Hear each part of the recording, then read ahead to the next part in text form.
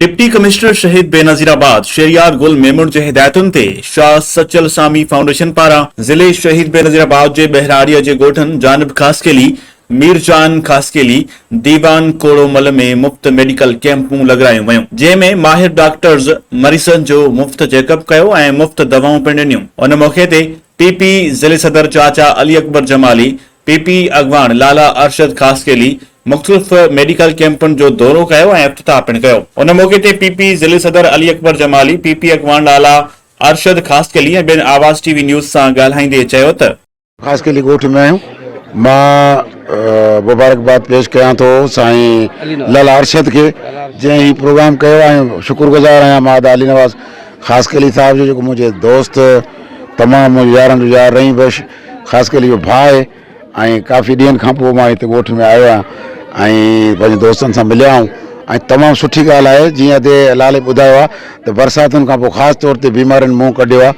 असांजी पार्टी तरफ़ां काफ़ी मेडिकल कैंपूं लॻियूं हुयूं, पर अञा बि ज़रूरत आहे ऐं जीअं तव्हांखे ख़बर आहे त हींअर दवाऊं महांगियूं थींदियूं पियूं वञनि। हीअ मुफ़्त कैंप आहे, मेडिकल कैंप आहे जिते सभिनी बीमारियुनि जो इलाजु कयो थो वञे, ख़ासि तौर ते जेके वबाई बीमारियूं आहिनि, मलेरिया आहे, टाइफाइड आहे या आम बुखार आहे, त इन्हनि जो इलाजु थिए थो। नंढनि ॿारनि जो जेके बीमारियूं आहिनि उन्हनि जो बि नंढड़ा ॿार मूंखे हिते नज़र अचनि पिया, त इहा तमामु मां सम्झां थो सारा जोॻो अमल आहे। कैंप बाक़ाइदा 1 बजे खां वठी हले पई थी, काफ़ी रश आहे, OPD आहे ऐं बारिशुनि खां पोइ जेका सूरत हाल जेका ख़ासि तौर ते असांजा ग़रीब ऐं पसमानदा माण्हू आहिनि ऐं जेके अफोर्ड न पिया करे सघनि, हींअर मल्टीनेशनल कंपनीज़ जूं दवाऊं ऐं डॉक्टरनि जूं फीसूं, उन हवाले सां असांजूं 5 कैंपूं लॻनि पियूं थियूं मुख़्तलिफ़ ॻोठनि में। त अॼु जेके डॉक्टर्स असांजी टीम, शाह सचल साहिब जी टीम ऐं ॻोठाणनि जो जेको सहकार आहे उहो क़ाबिल फ़ख़्रु ऐं क़ाबिल दीद आहे। त हीउ इलाइक़ो जेका पसमानदा इलाइक़ो आहे जिते ग़रीबनि जी आबादी तमामु घणी आहे, त उते ई असां पंहिंजो ख़िदमतूं सर अंजाम ॾेई रहिया आहियूं ऐं ख़ासि तौर ते कोशिशि इहा आहे त डोर टू डोर असीं पंहिंजे पेशेंट्स जो इलाजु करायूं। काफ़ी अहिड़ा बुज़ुर्ग असांजूं औरतूं आहिनि जेके हॉस्पिटल ताईं बि न पहुची सघनि,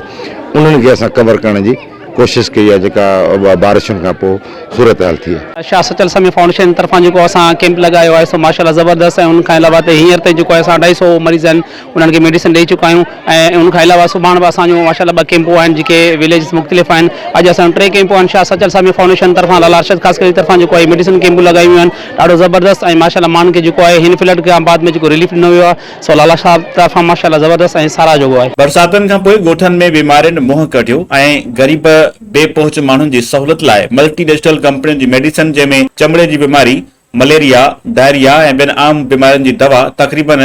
2000 मरीज़नि में मुफ़्त ॾिनी वई आहे। उन्हनि वधीक चयो त ॿिए वक़्तु